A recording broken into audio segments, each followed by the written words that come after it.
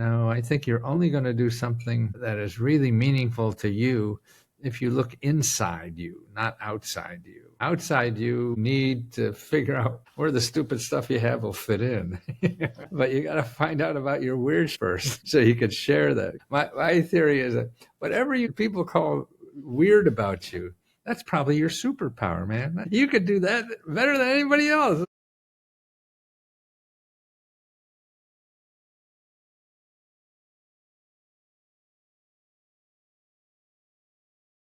Hello again, and welcome to this week's episode of Stories from Real Life. I'm your host, Melvin E. Edwards. Thanks for joining me on this week's learning adventure.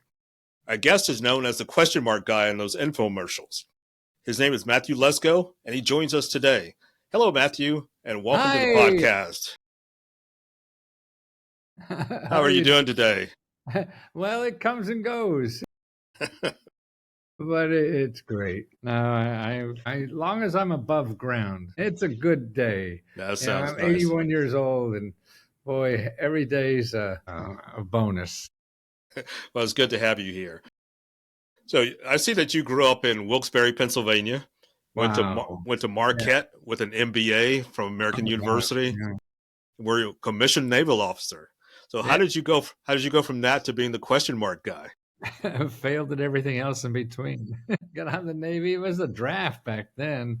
You're not old enough to remember, but if I didn't join the Navy, I'd be in the jungles camping.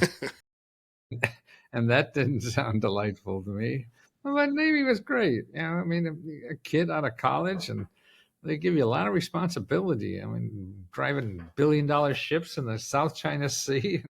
I didn't know what the hell I was doing, but it was fun. Then I was a diplomatic courier in Northern Europe, with a gun and handcuffed, briefcase, and traveling commercial airlines, and that was fun. I got 5 good stories. Could have done it in a couple of months, but it took 3 years, 2 months, and 9 days. So how did the trademark question mark suit come about, and what does it represent? Well, it represents me inside. It took me a long time to get there. And that's why failing is so great, because then when you're doing everything else somebody tells you to do, and the best thing that can happen is you fail. Because if you're mediocre at it, you're going to stay there. You probably didn't get there because it was something you're dying to do, and so you'll probably be terrific at it. So you're just playing around trying to make a living. And I think the best thing life gives you is failure. This isn't good enough for you. You're not too good at this. Get out of here. Go get something else. And when that was happening a lot, I had a software company in the 70s. I got an MBA in computers. I was a computer science professor, and everything was failing, and I wasn't having fun. I mean, that was the biggest killer to me. God, you're out there and working your butt off and doing everything everybody tells you to do. You're not having fun. You're not succeeding. Something's wrong with this picture. So what it started with was, gosh, if I'm not going to have fun and I probably won't be successful, why? This is like a backwards living. You're going to be miserable for 30 years to maybe have happy something. No, you got to be happy now. So that's what you have to feed yourself too. So you got to do that first, and really work on how happy you can be today, because that's when you're going to start giving the most. And then when that becomes a little addictive, I think, because, ooh, I'm happy and it is successful. Maybe there's something here, instead of just taking somebody else's ideas and thinking you could do that. No, I think you're only going to do something that is really meaningful to you if you look inside you, not outside you. Outside you need to figure out where the stupid stuff you have will fit in. But you got to find out about your weird shit first so you could share that. My theory is that whatever people call weird about you, that's probably your superpower, man. You could do that better than anybody else. So your suit didn't come about because you wanted to be the Riddler on the Batman TV show? I didn't even know probably that. No, I was always in information and trying to get information to top management. And I developed something after MBA school, was an external management information system. And that was to get companies to monitor their external environment. At the computers at that time, they were just doing payroll and accounting and stuff like that. Nobody knew about outside their business. And that's when the oil embargo hit.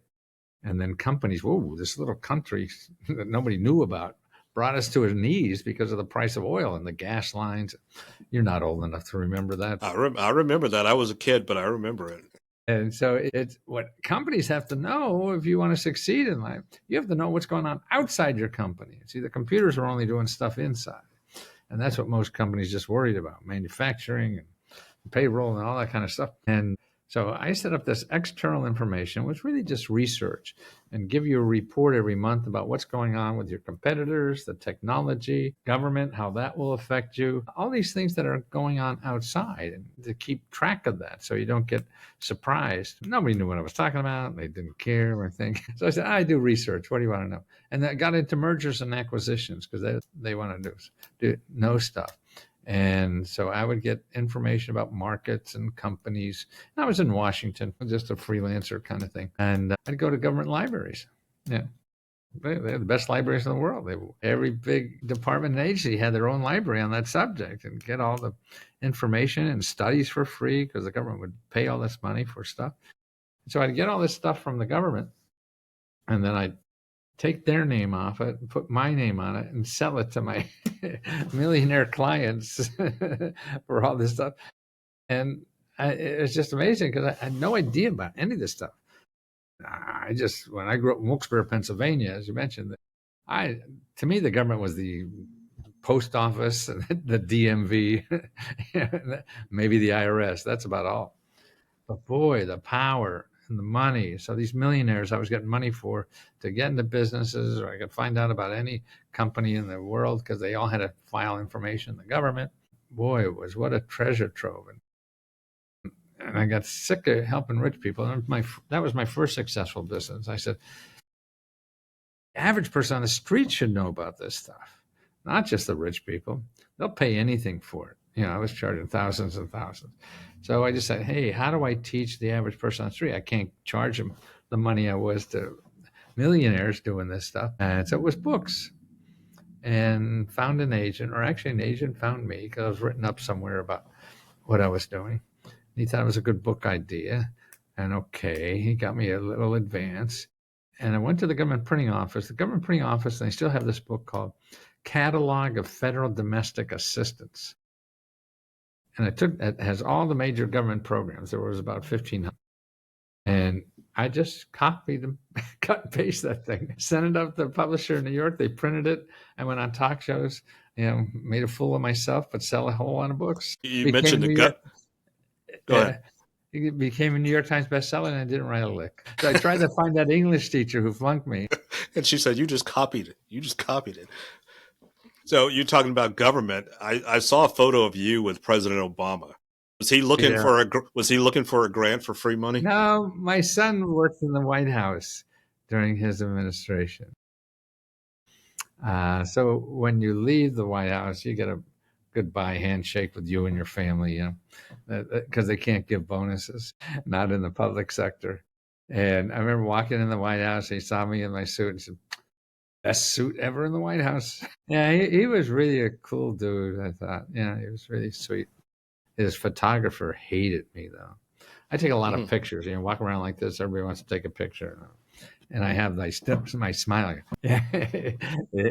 I know when the camera's going to do. So we're in front of his desk, and he's in the middle, and the family is with him, and the photographer's ready to take a picture. I instinctively know. I've taken so many. I know when they're going to do it. For someone who's ready to click, I was able to do my Lesko thing, and he looked so pissed after he took that. I mean, and he just shook his head like the nuns did in school when they're trying to control me.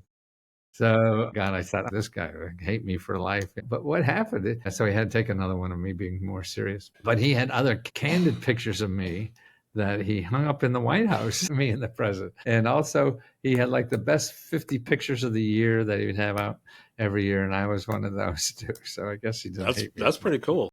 Yeah, as much as I thought. I don't think it sold any books, though.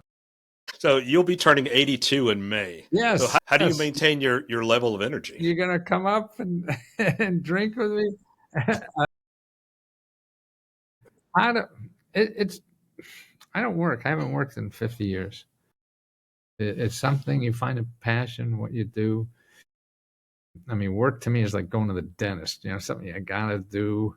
It shouldn't be. I mean, that's us. That's what we have to give the work. I mean, to the world, our talents. And so, how do you find the best talent that you have to give to the world and maybe make the world a little bit better? You can't, we're not going to cure cancer or anything, but you can give. And everybody thinks like love and work and things like that. I think we all approach that most of the time with a clipboard. Am I giving enough? Am I getting better? So you keep a notes and a clipboard and on personal and professional. I don't think it should be that. You should find someone and something that you just want to go full bore no matter what. And it's not work. It's a pain in the ass. Yes. And there's a struggle. I mean, life is, and that's going to happen no matter what you do. But if you're at something or with someone that you really want to be with, you'll get through that pain in the ass stuff that's going to happen. There's no immunity, there's no vaccine. Oh, maybe the new head of HHS will have a vaccine for that. All right, so serious question here just for a moment. So your methods have been criticized over the years as being misleading or even a Oh, scam. So yeah. what do you say to your critics? Well, they are misleading. It's the truth. I mean, and that's marketing. I mean, you don't, God. Well, everybody, you go to church and they're going to promise you heaven, huh? They can't verify that. And what I do, the way I satisfy all that is I'll give anybody their money back. And that's the thing. You don't get in trouble. I know lawyers, you say, oh, you can't say that. You can say anything you want on the air. Nobody cares. Unless unless you take their money. If you're saying something, you take their money and they get pissed off and you don't give them back, then they complain and the feds come after you. If you give them, you can complain. So if anybody has anything wrong with it, and I mean, what they say would be usually everyone doesn't get a grant. Yes. If it is complicated, and that's not right. Some are.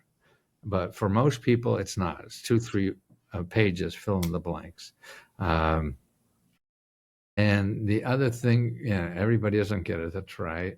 And I'm just copying everything. Yes, but you find it. To me, you go to Google, and that's what happens. See, the problem to me isn't those people who say I'm a scammer. It's Google. Because they're promoting this. You go to Google and find something, you find people sell my stuff or other thing, they promise you'll get it. I can't promise anybody to get the money. I just promise you programs are real. They give out money like that. But it's like a dating site. I can't promise that people are going to go out with you. They're just there looking, though. They got to give the money to somebody. And that's all I could promise. And just people like the bitch. And I think most of it is, I think I get that it's from people who hate the government. Speaking of which, I think we just got somebody in town that's sort of acting that way. They wanted to disappear. And what's so hypocritical, they use the hell out of it. Like even Trump himself, his whole fortune was built on government programs. Musk has billions and billions and billions of dollars on government programs. And my instinct about why he's here is trying to make it easier for him to get more government programs. And I see he's also involved there's a great agency that he's trying to get rid of, both of them. It's called consumerfinance.gov. It's a great agency for people to fight the financial services industry, your bank, your credit card, all these. And an individual doesn't have a snowball's chance in hell of fighting these people. And they will fight for you for free. And I think there's a great source. And they want to get rid of them. Actually, they're closed down now. They closed them down for a week. Yeah. And they've only been in business about 10, 12 years. And they've gotten billions and billions of dollars back for people. But we already have things like that at your state level. There's so much redundancy in all these programs. So I'm for you get a lot of this stuff you get rid of. And nobody will probably miss it except a handful of people. But if the rich people are going to miss it, they're going to scream loud enough and won't be missed. And for the average person, God, there's so little help. And what motivates me more than anything is what has happened to our middle class in this country. There is none, is what it real boils down to. They're disappearing and they don't know how to use the system because they're Googleized. Everybody thinks that Googleize and the capitalism is the whole big thing. No, it's not. Capitalism is only 60%. Here shows you what our country is made up of. 40% of our country gives away money for free. Okay, this is capitalism, the yellow part. That's 60%. Okay, over here, the green and blue part, that's capitalism. I mean, that's the community. So that's community economy. So capitalism economy, community economy. The community economy is people helping people. I mean, we live in tribes or whatever. This is a big tribe, and we want to help each other to survive and prosper and stuff like that. Capitalism takes part of that, but you have to play capitalism if you have money, and that's why. We put up the community part, which doesn't require money. You need your house is on fire. Well, you want to go to this side, capitalism, and get a fire engine. They're going to ask for a credit card. No, you go to this side. They come and just put out your fire, and that's what it's all about. So we have so many programs, millions of programs that help the community. Whether you got to fix up your house or else you'll fall down and you won't have a place to live. Well, the community does that. You want to get trained for a better job, so you earn more money and contribute more. The community gives you money for that. You can't pay your bills and you may be thrown on the street. Well, the community gives you that money, but you can't find it in Google because Google only shows you people that get money from you so they could pay Google. So you have to stay on of that. And that's why and the other thing is the last 50 years, 90% of us, what'd you do with that? Oh, here it is. Okay. Here's another graph. Boy, it's the old professor in me. The red line here is income for the bottom 90% of America. And this is from 1980 to current. So that's like almost 50 years. So the income for 80% of us grew 30% over those years.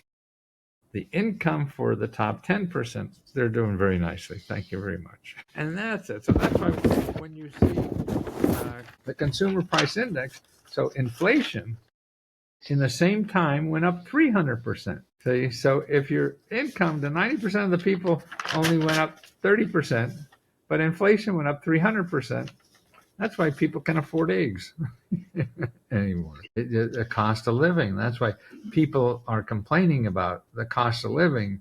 Trump probably can't do much about that. But what he can do is something about the income. This is why are 90% getting a smaller piece of the pie for the last 50 years. This is what's going on, and it's too bad. So how do we do this? Plus, as a result, I should say, we have more people in this country that are poor than in any other developed country. And I think we're also the fattest country in the world. but we're the poorest of all the rich countries. So we're number one in poverty rate of all the rich countries in the United States. I mean, I don't know how we put up with that. Well, that's part of the problem, but you're not going to. All right, so what are some of the biggest misconceptions about government grants and financial aid? Well, they're complicated. They're not. They are if you want a big grant to do something or whatever. You need living expenses, you need housing, you need to start a business, get out of debt, things like that. Just 2-3 pages, fill in the blanks if that. Let me give you that list I gave you so people know what's in that list. Okay, there's 10 websites that are all free. None of them are going to charge you a penny for any of this. But you go to Google and you get charged a penny because you can't find these there. They're in there, but you'll get 200 million websites of the same topic that all want your money instead of this one. Okay, first is your debt and credit. Everybody has that. You got to have more credit problems than anybody else. You make a free appointment with a free credit counselor where you live. There's really hundreds of them. And they get paid by the government to help you for free. So you don't know that. So you're going to Google and looking for that. And then people promise you this stuff and they're going to charge you money. They have to because they're paying Google. But if you go to hud.gov/counseling, put in your zip code, and then you'll see in your area, you'll have a dozen or 2 dozen at least organizations that help you for free to straighten out your credit problems, your debt, and all this kind of stuff. That's the first thing you want to do. The next one is findhelp.org. Now, this is one of the best things in the world in using that 40%. See, there's no Google for the 40% of free stuff, but this is close to it. And you could go there and put in your zip code. I don't know. Do you want to try looking at this yourself, Melvin? Can you go online? Yeah. Yeah. Let's see here. Why don't you go online? Because I'd love What to is it? see your response. What's the site? Findhelp. Okay, ask for your zip code up in the left-hand corner, maybe. Okay, I found it. So let me see if I can. Does it tell you how many sources there are there in the middle? It does not. Pardon me? It does not. It has it says 2,414. Right. So you have 2,414 organizations in your zip code that give you free money and help. You'll never find them in Google. You'll find 200 million that all want your money. And that's what I mean about the 40% of America that is there to give money and help. But we don't know. It's having a good neighbor that you don't realize is a good neighbor and wants to help you. And he gets paid to do it. That's pretty nice.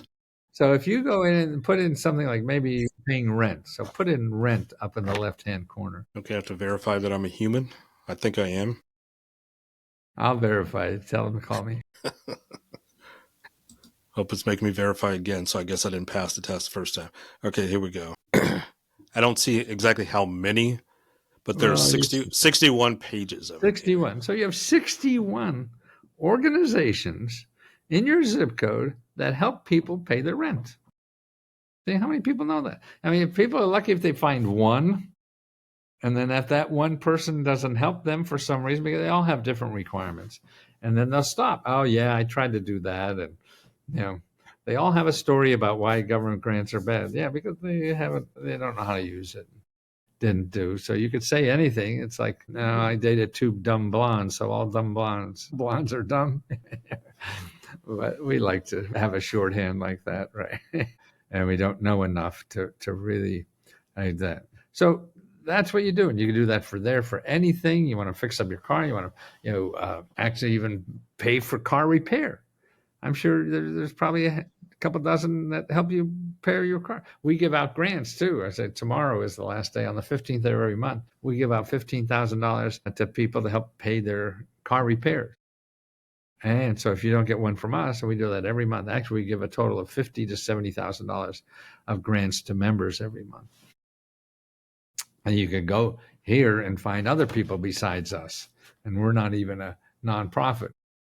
We just give our the profit we make. I'm just shocked we can make profit at this by only charging $20. So we give it back to people because they're the ones who gave us the profit. So let's go down this list to make sure people know what else is there. Okay. If you want to start a business, if you want to start a nonprofit, or if you're an inventor or even a freelance, you go to this website. It's called sba.gov and then /local-assistance, all in small letter. You go there again, you put in your zip code, and you'll find a dozen or 2, 3, depending on where you live, of organizations that are free, nonprofits, and they help you with your business idea. Cradle to grave. You don't have to know how to spell entrepreneur or anything. Yeah, they help you find money. They help you find anything.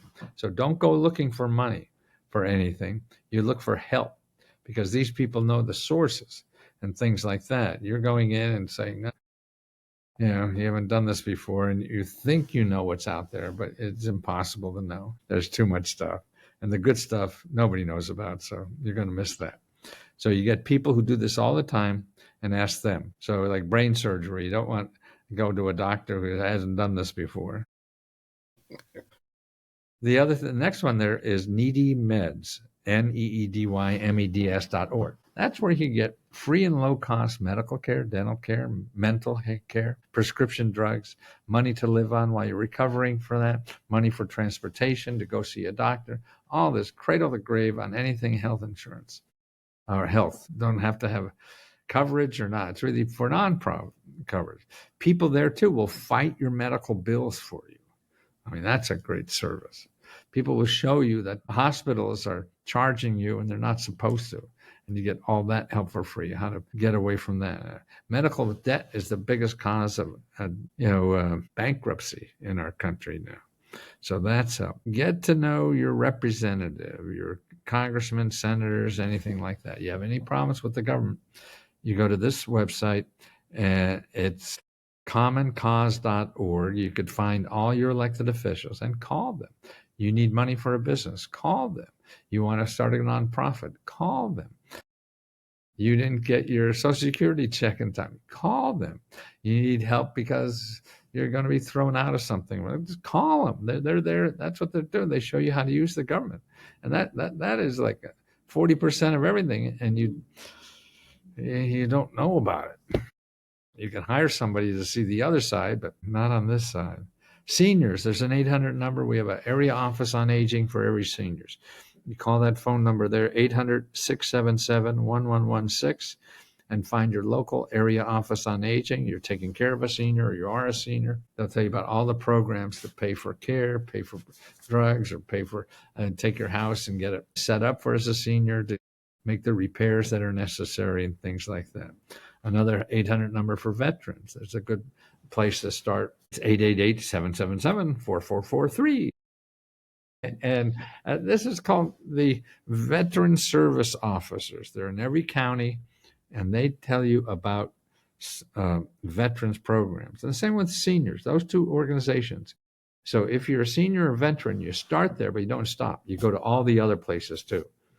See, because you're missing that. See, as a senior or as a veteran, you're eligible for all the other stuff. So you don't want to miss both. And that's why I say, well, it's all for minorities or something. Yeah, there are some, but you're missing 90% if that's all you're looking for. You're also eligible for everything. Student aid, there's still tons of programs for forgiveness. Forgiveness, if you don't make a lot of money, you can't pay it. You could pay $1 a month and get your entire loan, $100,000 forgiven after maybe 10 years of paying $1 a month. Now that's a good deal. Or if your school screwed you over or something, they do. They lie to you to try to get you in to get a student loan, give to them, and they pretend to educate you, and you got bupkis. You get money back on that, and they tell you how to do that. And here's number 10. I like this. This is only .com in there. Singlemotherguide.com. And it's not just for single mothers, it's for anybody. What they've done is show you all the basic programs. I mean, every state has about a half a dozen basic programs, whether it's cash assistance or grocery assistance, and all those basic programs. And they add up to, in some states, get $10,000 a month. So you want to touch bases on those to make sure that you're not missing any of them. And don't think you don't make too much money or something. I mean, if you're an old guy like me, I thought you had to be poor, but not anymore. This is another reason for our debt. Like there's a program to help people get lower utility bills. There's a program started last year. It's going to be 10 more years. And they gave out $8 billion. The top 25% of income, people making $100,000 to $100 million, got over 65% of all the money. So the top 25%, these are millionaires, are getting this money. And the bottom 25% only got $1 billion. So they're getting $5-6 billion in the top 25, and the bottom 25 are getting $1 billion. All right, so let's talk about your Lesko Help community work program. What kind of support do members receive from you? What it turned out to be, I thought I was just doing it as a subscription thing, so I keep feeding myself. And it turned into more. It turned into a community. And I didn't realize that's what's going on in our country. People want to get together with other people like them. So we now have 12,000 members that help each other get grants, not me. People who already just got the grants.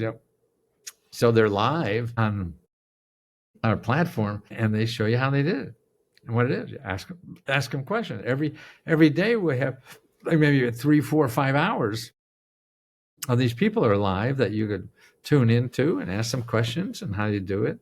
And that's what we do. Besides the grants, we give out $50,000 to $70,000 of grants every month, and that's I'm very proud of. I thought you had to be Jeff Bezos to do something like that. But no, selling airs. I used to sell books and products, but selling airs, there's a lot more profit in it. So I'm a little embarrassed, and we give the profit back. And then you can ask 100 questions a day if you like. We have little modules now we're building for problems in life. So a step by step, so you know where these programs are and you don't get caught into Google. It's so easy because you don't know the options.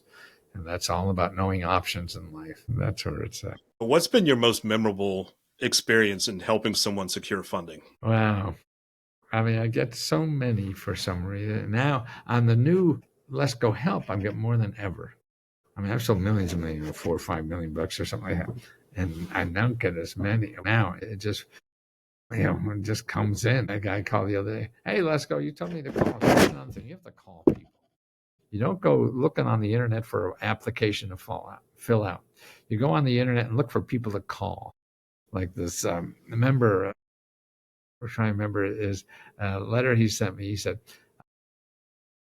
I finally got on the phone to call. He called the HUD number and he talked to some woman there. She said he was great. She emailed him all the stuff to fill out the application. She went through the application step by step with him to get a grant for $35,000 to fix up his home. And she says, next month, we're going to have money where he can get $25,000. It's all about people. And you have to call people to see what's really there, to see if it's eligible for you. If you find a place and before you fill out anything, you call the people to see if it's worthwhile. And if it isn't, then you ask them, well, where else do you think I should go? Because they're going to know that stuff. They're in that business every day helping people. So they're the best. Don't ask me. Usually local stuff. You saw it. What would you have? 2,000 to 3,000 organizations right where you live. It's giving out money. So you go to your topic and start calling those people. Hey, where's money for this for me? So how has the financial assistance landscape changed in recent years, especially since the pandemic? Since the pandemic, well, I thought boy, that was great for me because nobody knew about government grants. The pandemic came, boy, they educated people because they were throwing out money out the door like nobody's business. So that educated me. So many years of my life, I had to start a conversation like, the government is more than just the post office. And so everybody knew about them spitting out money. And so that broke that barrier somewhat. And then when I thought that would stop, because when they stopped it, that money, I thought my business would stop, but it hasn't. That sort of educated people, hey, this is something I got to learn more about. Yeah, it's now better than ever. All right. And final question for you today. What final piece of advice do you have for somebody who's still a little bit skeptical, but maybe needing some help? What can you tell them to get them motivated just to see what there is out there for them? Don't trust any idiot on a podcast. I think to me, the advice as I get older is that trust your heart, not your brain. Your heart is smarter than your brain. We want to be smart and things like that. You want to be smart enough so you don't fall off a cliff. But to do anything, your heart has to be in it, or it's not going to get done. And to me, what has happened too is love. Like today, I told you about the party I'm having down in the lobby, the wine, chocolate, and love for Valentine's Day. Yeah, I mean, I couldn't even say the word a couple of years ago, unless I thought I had to marry you if I said it. And now I see, even the more I say it, the more my heart opens. And I feel if my heart opens, boy, that's a nice day. That's a nice experience. So that's why, listen to your heart and doing things. Get your heart involved in it. The experience will be nicer, and you'll also be motivated instead of trusting some expert to tell you what to do in life. Every expert's guessing about their own life. What gives them the right to think that they can tell anybody else what to do in life? They're all guessing. So you need love around you to help figure it out yourself, because we're all struggling. So if you love somebody, you help them do whatever they want to do because they're guessing. Don't call them an idiot unless they ask you. Then you have to be honest, I guess. It's idiot to you, but you can't. We can't understand other people. The only thing we do is help them do what they want to do because they're struggling just like we are. All right. Well, that's a good way to end this episode today. So our guest today has been the question mark guy, Matthew Lesko. Matthew, thank you so much for joining me today. This has been a fun conversation. My pleasure. So maybe I'll see you at the Bay someday. Yes, that sounds good. I'll be in Maryland visiting some friends and family. So if you don't already follow me on Spotify or some other podcast platform, I would appreciate it if you would do that now. And please share this episode with a friend. And we can all help each other in getting to where we need to be.